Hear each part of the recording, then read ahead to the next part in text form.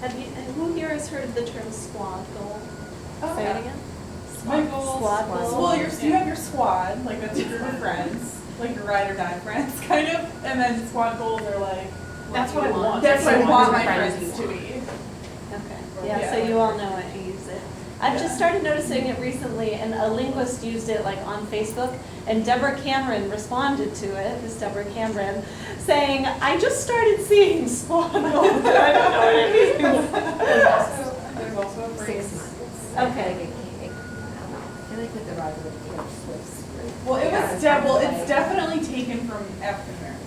Yes. But it Like became 100%. more of a But yeah. mainstream. And then it's been like appropriated. With Taylor Swift. Like all slang terms. Like, well, that's how bae is. Like, bae has been appropriated. Like, Yeah, That you would goals. also say like life goals, meaning like you really admire this person, you both want to be them, you want to marry them. Like life goals. Okay. Yeah. complicated. I wouldn't say Squad goal. I've used squad goals once, but it was like a picture of like Morticia Adams and like all of those like old like vampira, and it was like squad goals.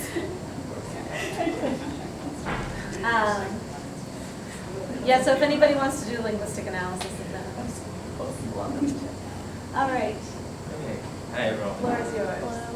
So today I'm going to present this chapter in the book, Performing Gender Identity, Young Men's Talk, and the Construct of Heterosexual Masculinity by Deborah Cameron in 1998. It's actually a chapter in the book, Language and Gender, a reader here. This one. I think this the second edition of this book.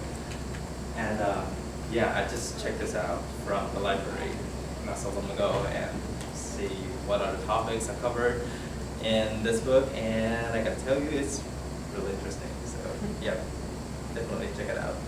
And here's a quick look at what we're going through today. So first, the introduction, like some background, what got Cameron into doing this, some data and methods she used, and then some aspects she went out in this chapter, including the importance of man, cooperation, competition, and conversation, and which leads to the last part, constructing opposition and conclusion. And we'll leave some time for question, comments, and discussion. So, in the introduction, she mentioned that in one of her students' paper analysis of conversation that took place among 5 male friends. The analysis seems to follow this pattern of the generalization about men's talk. It's competitive, it's hierarchically organized, it centers on personal topics and exchange of information, and most importantly, it includes speech genres such as joking, trading insults, and sports statistics. I can totally see how my younger brother would fit into this generalization. So this is like the background. Like this is how we usually think, what we usually think of men's talk. And according to that student, in his paper, in his analysis, that's what the conversation appears to be. So we get this dichotomy. Men's talk is usually competitive and it involves report talk, whereas in women's talk is more cooperative and there's more rapport talk.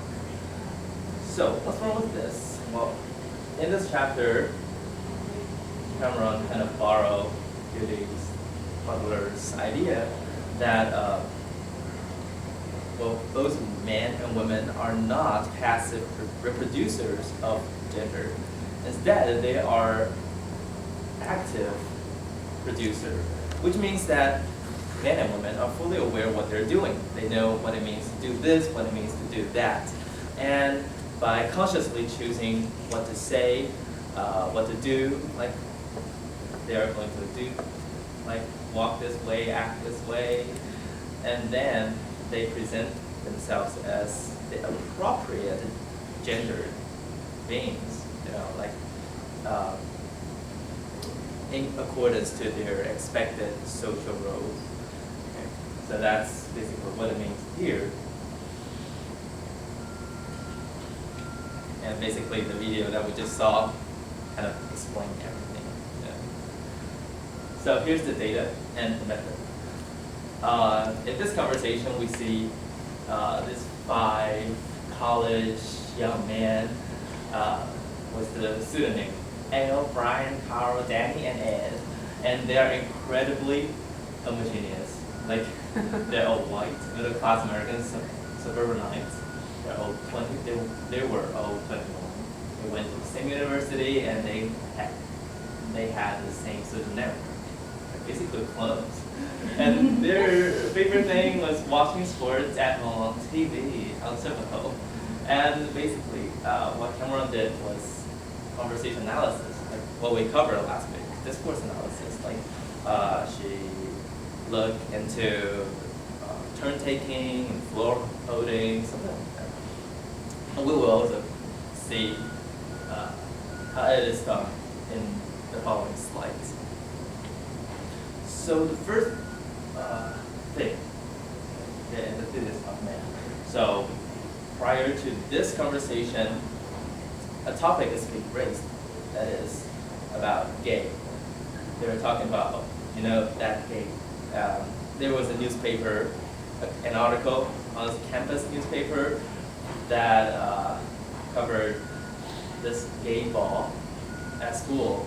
So they kind of continue this conversation and move on to talk about a gay guy in their class. So let me reenact this conversation. The friend said, the really gay guy in our age of revolution class who sits in front of us, he wore shorts again. By the way, it's like 42 degrees out. He wore shorts again. That guy. It's like a Speedo. He wears a Speedo to class. He's got incredibly skinny legs, It's worse. Like those shorts women volleyball players wear, it's like okay. So what you notice here, well, it's actually mentioned in the article. In order to describe this gay man, they portray him as a gay man. They talk about his appearance, like the common, the frequent use of the clothes he wears, the way he dressed, like shorts, and Speedo, those shorts women volleyball players wear. So by talking about this man's appearance, he's kind of suggesting that this man doesn't conform to the way a normal man should do, like a normal man does. Like if he's one of the heterosexual men, like they are, like Brian or Ed or other men involved in this conversation, then this guy shouldn't be wearing shorts when it is like 22 degrees outside.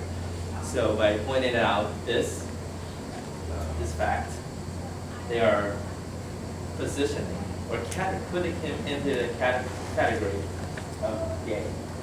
And you can probably notice that the problem with this is that this guy is not necessarily a gay. He's being called a gay simply because he doesn't meet the requirements, meet their expectation of what a heterosexual guy looks like or dressed like. So what happened in that segment of conversation we just saw? The first of all is the establishment of shared views. So in a conversation, we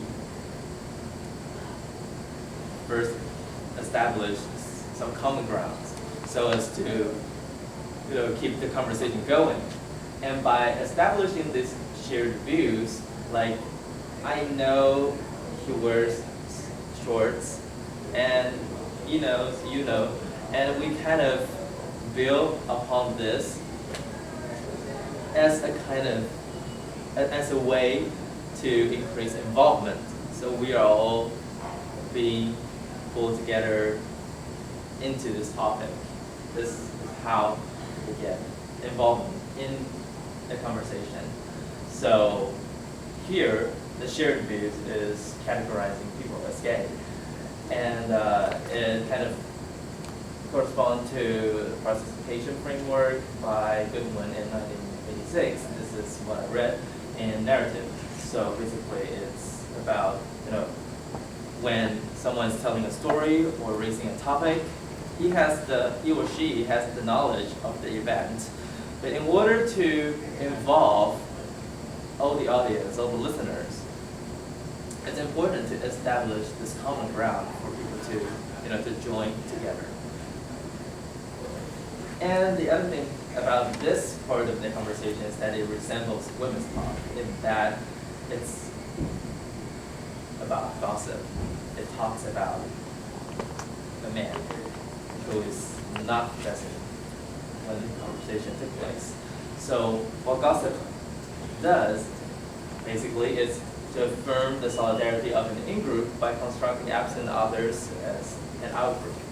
So they are talking about some other people, like talking about that gay guy's appearance, the way he dressed, as a contrast group. Like that's what he does, but that's as opposed to what we do. Yep. And then we move on to the next part. And in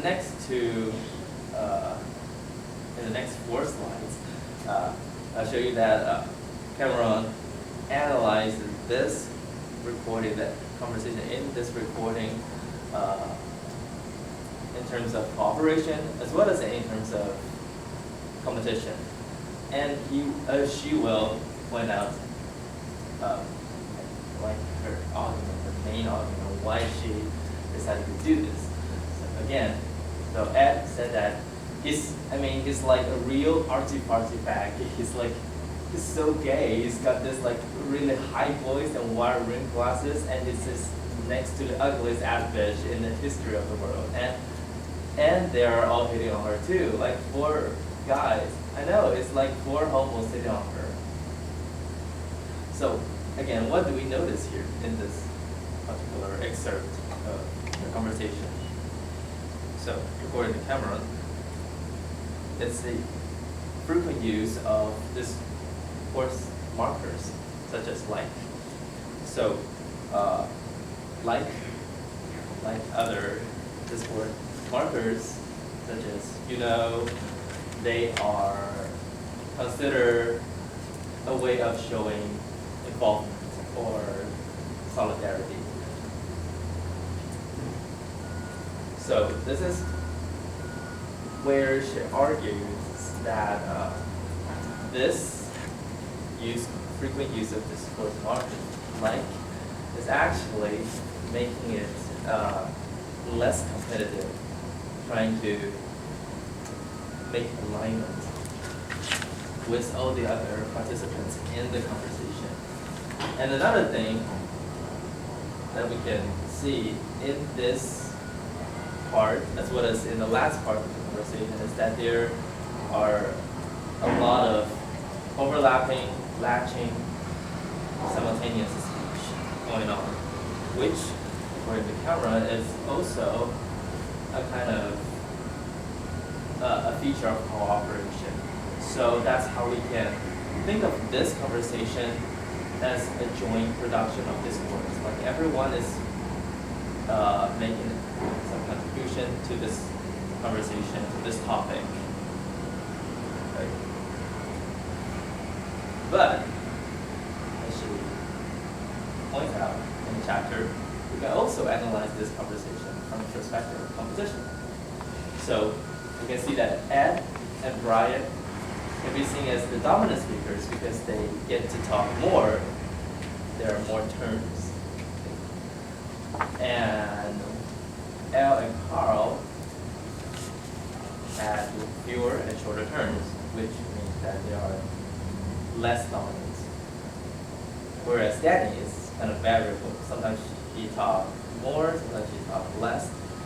And so if we take a look at like the strategy they use in order to hold the floor or how they take turns, then we might think of this as a competitive work, like what we just saw. Like, you know, little boys would say, up to the sky, up to the heaven, up to the God.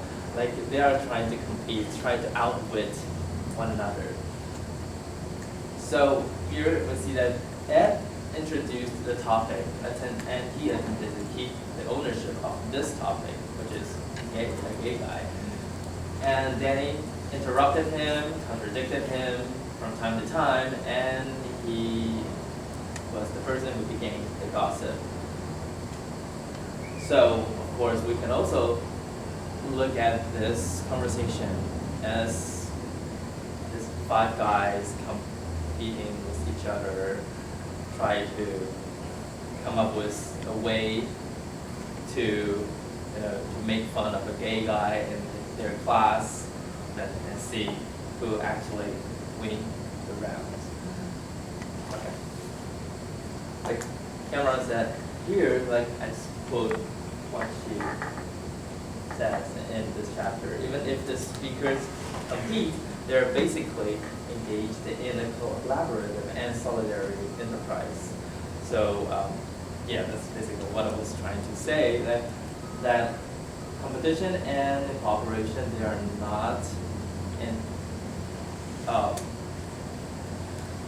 against each other. More often than not, they come together. But then how do we decide? She showed us a different analysis. That is, besides, even though there are some features that tell us, okay, so there might be cooperation going on in this conversation, but also we can think of it as a competition. So it might be, these 5 college students might have been engaged in a verbal duel. And then how do we decide? The problem lies in this dichotomy, competitive versus cooperative. So that's why she said that we can try to construct this binary opposition. So on page 279, she said that conversation can, and usually does, contain both cooperative and competitive elements. So it's not just that, it's because it's men's talk, so it's always competitive, or it's because it's women talking, so it's always cooperative. Even it's men's talk, there can be cooperative elements in it, and on the other hand, even it's women's talk, there can be competitive elements in it. And the second point is that such things as agreement, respect, and showing support can be also are usually think of as features or signs of being cooperative. But she argued that they can also be a way a person gains status in a conversation. So that's how she tried to cut that relation. It's not saying that, I'm showing respect, then I'm being cooperative. I can be showing respect in order to present myself better in a group. And yeah, that's basically what I was trying to say. Like in women's talk, there can also be competitive elements. Like if you watch Spring Queens, as I do, then you know that that when girls are talking, there can also be competitive elements in it, like, you know, trying to rank the other girls.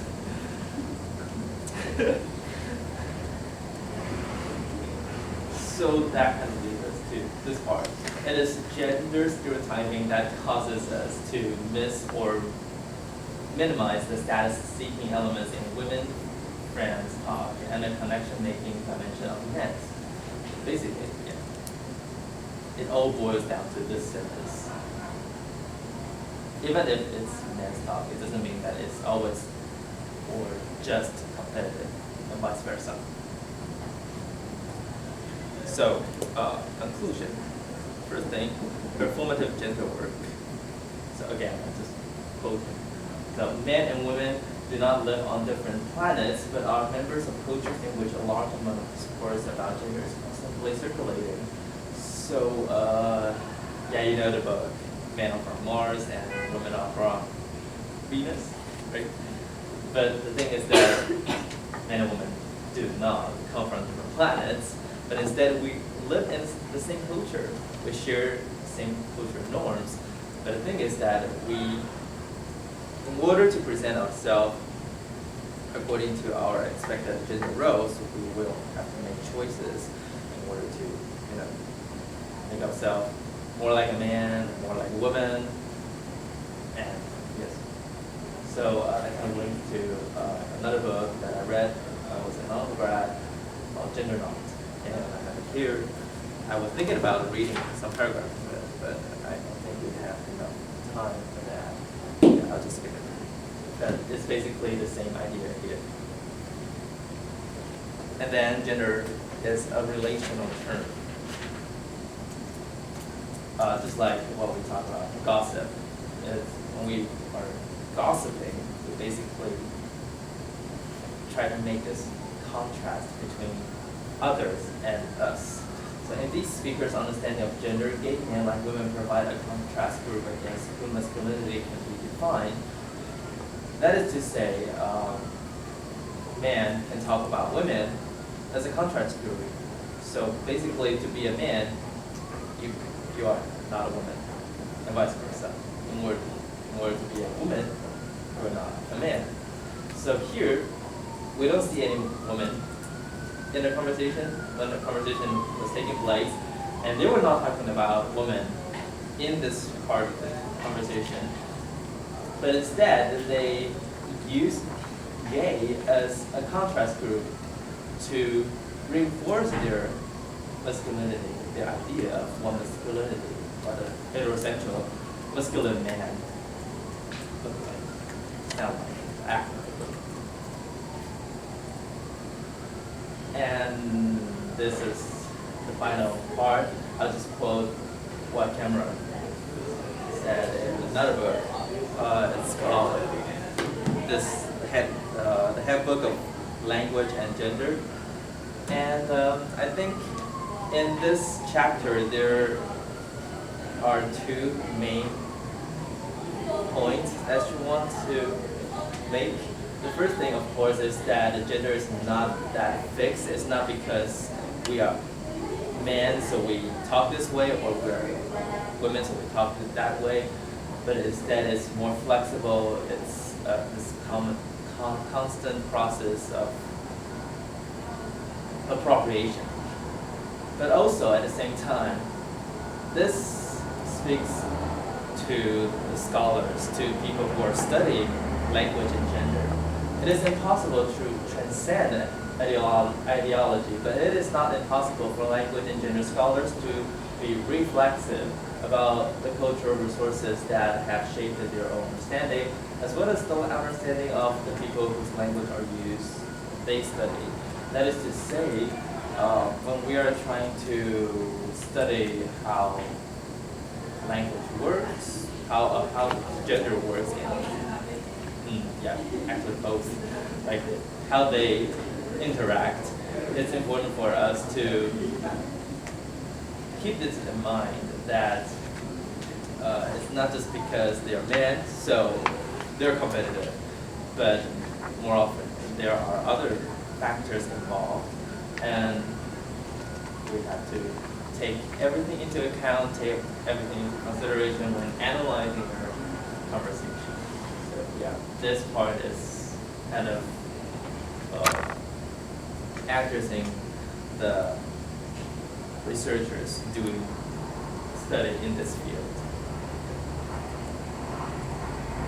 Any questions, comments on this chapter?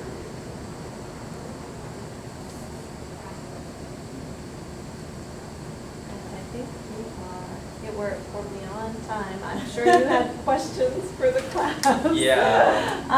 Actually, And I feel bad because I made you start a few minutes late, but we can pick this discussion up on Monday, Okay. if you'd like. Because it does carry into our topics for next week. Let's see. I Yeah. just listed 4 questions here because I have so many going on. Yeah. I have uploaded this PowerPoint as well as the discussion, the questions on Blackboard. So Oh, okay, good, thank you. Yeah, this is I'll make sure that we work these into our discussion on Monday, because the topic is performance. I think, so I have 4 readings listed for next week. For Monday, please do the one by me so that you can actually ask me questions in person about what I've done, and the Bauman and Briggs, okay? And that's just the last slide. Thank you for your attention. And so we'll bring back some of these questions, especially the methodological questions that you mentioned, because now that you're all thinking about how am I going to go about doing my final project, these are good things that we should be talking about now. Thank you.